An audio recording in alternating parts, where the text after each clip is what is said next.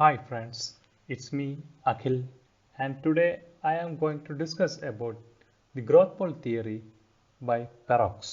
This theory of growth pole or growth center was developed by Parrox in 1955, and this theory explains how a region develops. This theory has emerged against the theory of center place, which was propounded by Christaller. Here, Parrox explained the concept of spatial regional structure by observing the process of economic development. For understanding the growth pole theory, you should understand the basic fact of development. The development or the growth, it does not happen everywhere all at once. It is a process of evolution and it appears in a point or pole with variable intensities. See, the spread also occurs in variable intensities and that depend upon various factors like the physiography, the infrastructure, etc. The concept of growth pole says that there is an economic space which consists of a center, or we can call it as pole or foci. From this center, there will be a centrifugal force which emanate, and there will be a centripetal force which is attract. Here, the growth pole or the center is an industry, and the force, that is a common economic nature developed by the existence of this propulsive industry, which provides infrastructure to the firms have the power to attract these firms towards the industry or the growth center. This is called centripetal force. At the same time, the propulsive firm, which is depending upon this growth pole or the growth center, has a tendency to move towards another industry. This is called centrifugal force. The growth center may be a single industry or group of industries like textile industries, iron and steel industries, etc. Based on the nature of this growth center, we can divide this growth center into two. One is the natural or the real growth center, which attains sustaining rate of growth over a period of time and it has no government support and is established in an evolving process and is currently have the strong background. Tata Group, Tata Steel Industries, like that. They have a strong background. The next type is the plant growth center with a spatial concentration due to marginal productivity of capital and have government support like the IT industries in Bangalore. The close relationship between the scale of operations and dominance and the impulses to innovate result into two concepts. The concept of leading propulsive industry that we have said as the growth center or the growth pole, and the concept of propulsive firm. These firms which are depending on growth center for their growth. Now we can analyze the concept of leading propulsive industry and propulsive firms.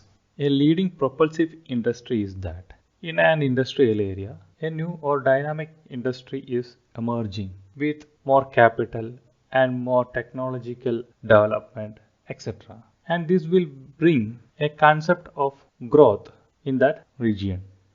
This leading propulsive industry has strong industrial linkage with other sectors, and this industry will be the strongest among other industries located in the growth pole. And there will be a local multiplier effect. This local multiplier effect is the additional economic benefit which is acquired by an area by spending in the local economy itself. Propulsive firms are those firms which depends on the propulsive industries for their development or growth. Usually these propulsive firms are larger and they have the ability to innovate new ideas. Because of these new innovations, they may grow significantly and this will replicate in its environment as well. Thus, they belong to a fast growing industry. Now we can look the concept of leading industries and propulsive firms. This concept states that there is a center which consists of large number of firms or a big firm which belongs to leading industry there, say for example iron and steel industry, and this leading industry dominates other industries Those are industries which depends these major or leading industries like machine industries, tool industries, automobile industries, etc., which depends the iron and steel industry for the basic input.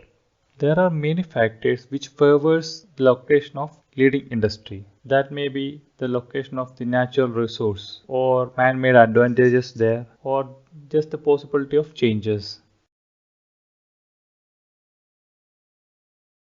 The agglomeration of these industries will bring three kinds of economy in a particular economic region. The first one is economies internal to the firm. The lowering of average production cost resulted in increasing rate of output. This will bring the economy within the firm. The second one is economics external to the firm but internal to the industry. The grouping or association of firms in an industrial area result in declining of cost per unit. This will be the new economy which is produced externally. The last one is economics external to the industry but internal to the urban areas. This can be termed as urbanization economies. Because of the development of industry or industrial area, there will be an urbanization process occur around it. So the economy by commerce occur in that region. The rapid growth of leading industry bring other industries also towards it. Thus, the resources also flows and there should be a concentration of activities around that leading industry. This is termed as polarization. The polarization process will lead to the concentration of industries around a particular place. But after some time, this concentration or polarization will start growing or radiating towards its outer surrounding spaces. This is called spread effect.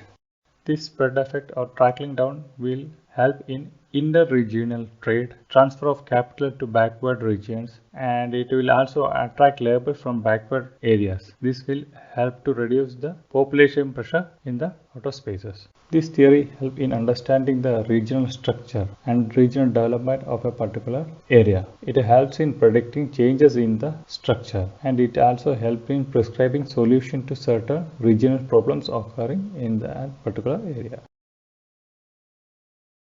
Thank you for attending this class.